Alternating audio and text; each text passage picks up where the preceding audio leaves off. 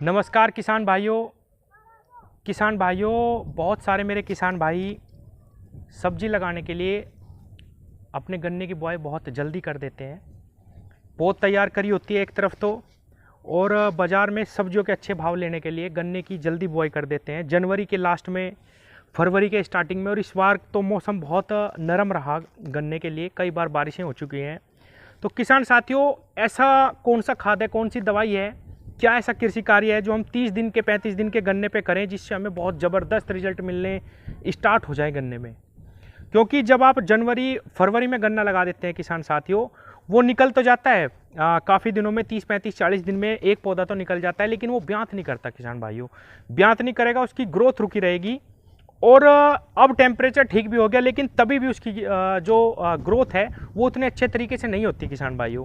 तो 30 दिन के बाद हमें कौन कौन से ऐसे खाद डालने, कौन सा ऐसा कृषि कार्य करना, इस बारे में आज बात करेंगे किसान भाइयों। अब गर्मी का सीजन स्टार्ट हो जाएगा तो टेम्परेचर लगातार बढ़ता रहेगा किसान भाइयों। तो हमें पहले पानी पर ऐसी दवाई का प्रयोग करना अपने गन्ने में जो हमें बहुत अच्छा रिजल्ट दे, कनस्वे से हमारे गन्ने को बचाए। और उसके साथ साथ ऐसी खाद डालनी जो एकदम से हमारा गन्ना बहुत तेज़ी से ग्रो होना स्टार्ट हो जाए किसान भाइयों। तो किसान साथियों, सबसे पहली चीज़ मैं आपको बताऊं कि जब हमारा गन्ना 30 से 40 दिन 35 दिन का हो जाता है तो आप उसकी निराई गुड़ाई अवश्य करें। बहुत सारे मेरे किसान भाई क्या गलती करते हैं कि निराई गुड़ाई ना करके उसमें हर्बिसाइड का स्प्रे कर देते हैं। हर्बिसाइड यानी जो हमारे खरपतवार जमना स्टार्ट हुए हैं ज़मीन में, उसको जलाने के लिए उस पर कहते हैं कि जलाने की दवाई कर देते हैं, एक तरह से खरपतवार नाशक दवाई। तो किसान साथियों, आपकी जो गन्ना पौधा है उस पर निश्चित रूप से बहुत झटका लगेगा, क्योंकि हमारा जो गन्ना पौधा होता है वो छोटा होता है उस समय। अगर आप उस पर हर्बिसाइड की स्प्रे करेंगे, आपका खरपतवार तो समाप्त हो जाएगा, लेकिन गन्ने पे भी आपके बहुत प्रतिकूल प्रभाव पड़ेगा इसका। और एक चीज़ और किसान साथियों, जब हम गन्ने की खुदाई करते हैं या उसकी निराई गुड़ाई करवाते हैं तो वो भी खाद की तरह ही एक तरह से जब हम पानी देते हैं तो बहुत ज़बरदस्त रिजल्ट उस निराई गुड़ाई का आता है। तो हर्बिसाइड का प्रयोग ना करके आप निराई गुड़ाई पर ही ध्यान दें खरपतवार समाप्त करने के लिए। किसान भाइयों, जब हमारा गन्ना 30 से 40 दिन का हो जाता है, ज़मीन से बाहर निकल जाता है, तो हम उसको पहला पानी देते हैं।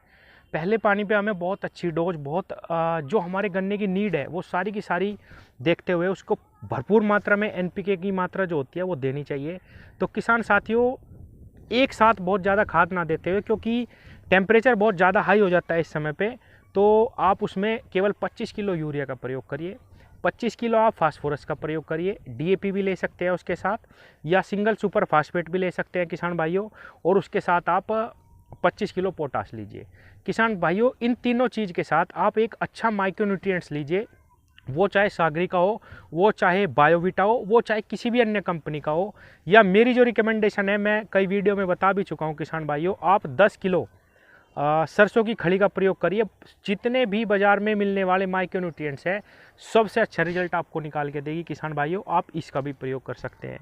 किसान साथियों, अगर आपके पास 25 किलो एनपीके का बैग है, आप एनपीके देना चाहते हैं, कुछ किसान भाई मेरे कहेंगे कि हम एनपीके का पूरा बैग डाल देते हैं, उसमें सारी चीज़ें हैं, तो 12 32 16 ज़्यादातर हमारे मार्केट में मिलता है। अगर आप उसका प्रयोग करते हैं तो उसके साथ भी आप मात्रा घटा दीजिए, लेकिन डालिए अलग से सारी चीज़।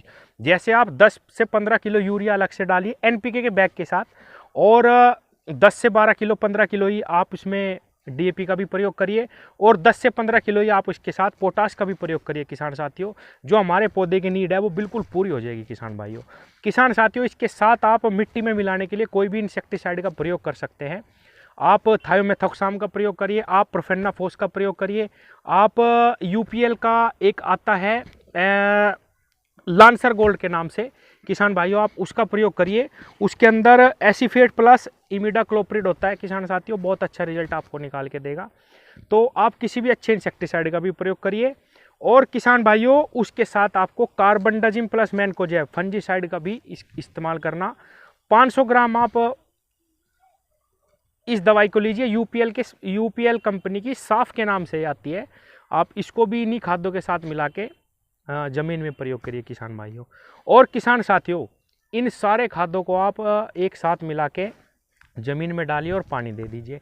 जैसे ही आपका जो खेत है 1 एकड़ की ये मात्रा है किसान भाइयों। जैसे ही आपका खेत है वो ज़मीन जो है हल्की सूखने लगेगी तो आप उस पर एक स्प्रे करिए किसान साथियों।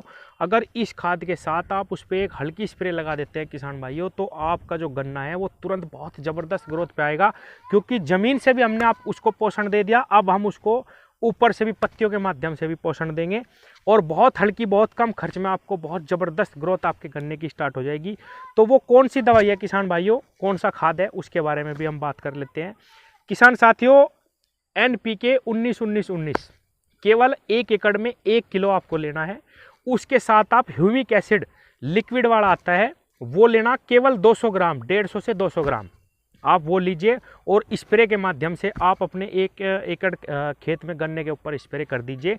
जब ये दवाई आपने ज़मीन में डाल ली उसके 7 दिन बाद जब आपके ज़मीन में पैर धंसने बंद हो जाए, लेकिन नमी होनी चाहिए उसके अंदर, तब आप इस स्प्रे को कर दीजिए किसान भाइयों।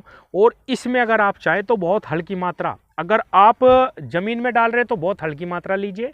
अगर आप ज़मीन में कोई भी कीटनाशक या फंजीसाइड नहीं डाल रहे तो आप ये जो दवाइयाँ मैंने बताई थी ये आप स्प्रे के माध्यम से भी दे सकते हैं किसान साथियों, और भी आपको अच्छा रिजल्ट मिलेगा।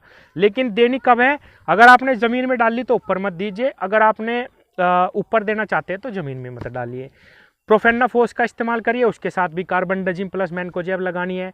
आप अगर थायोमेथोक्साम का प्रयोग करते हैं उसके साथ भी आपको कार्बनडाजिम प्लस मैनकोजेब लगानी है। पहली स्प्रे ये मैं आपको बता रहा 30 दिन पे।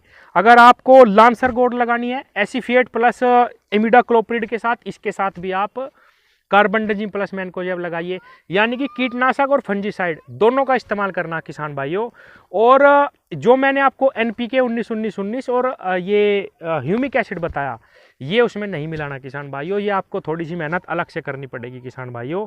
अगर आप ये 2-3 काम कर लेंगे तो पहले ही पानी पे आपका गन्ना तुरंत एकदम उठान पे चलेगा। क्योंकि किसान भाइयों आपने ज़मीन में भी उस पहले जब बुआई करी है तब आपने कुछ ना कुछ खाद जरूर लगाया होगा। जैसे कि मैं हर वीडियो में बताता हूँ, देसी कुड़ी के खाद का भी प्रयोग करना ज़मीन में, और या तो आपने DAP का प्रयोग किया होगा या NPK का प्रयोग किया होगा। तो किसान भाइयों जब आप थोड़ी थोड़ी मात्रा में अपने गन्ने को सारी चीज़ें देंगे तभी वो अच्छी ग्रोथ पे आएगा किसान भाइयों। और सबसे ज़्यादा कीटनाशक और फंगस की दवाई पे हमें ध्यान देना, बदल बदल के स्प्रे करनी। अगली जो आपको स्प्रे करनी होगी किसान भाइयों वो चाहे 60 दिन पे हो या 55 दिन पे हो, आपको उसमें अलग फंजीसाइड और अलग इंसेक्टिसाइड डालना। उस पर भी मैं समय समय पे वीडियो बनाता रहूँगा किसान भाइयों। चाहे रिंग पिट विधि का गन्ना हो, वो चाहे सिंगल लाइन का गन्ना हो, वो चाहे डबल लाइन की बुआई हो, वो चाहे 28 से 30 इंच की बुआई हो, सभी अच्छे किसानों से आपको मैं मिलवाऊंगा जो उन्नत किसान हैं, जागरूक किसान हैं, जो सहफसली भी ले रहे। धीरे धीरे सभी की वीडियो में डालता रहूँगा, इसलिए चैनल को सब्सक्राइब कर लो। समय समय पे आपको सारी वीडियो मिलती रहेंगी, सभी खाद बीज की जानकारी के साथ साथ बुआई की जानकारी, सभी तरीके की जानकारी। लेकिन मैं देखता हूँ बहुत सारे किसान रिटर्न आते हैं लेकिन सब्सक्राइब नहीं करते और उनको जानकारी अधूरी मिलती है और बहुत सारे सवाल करते हैं। सभी चीज़ों पे बुआई से लेके बीज से लेके हर चीज़ पे मैं जानकारी देने की कोशिश करता हूँ, लेकिन चैनल को सब्सक्राइब कर लो तभी आपको वीडियो मिलेगी। धन्यवाद।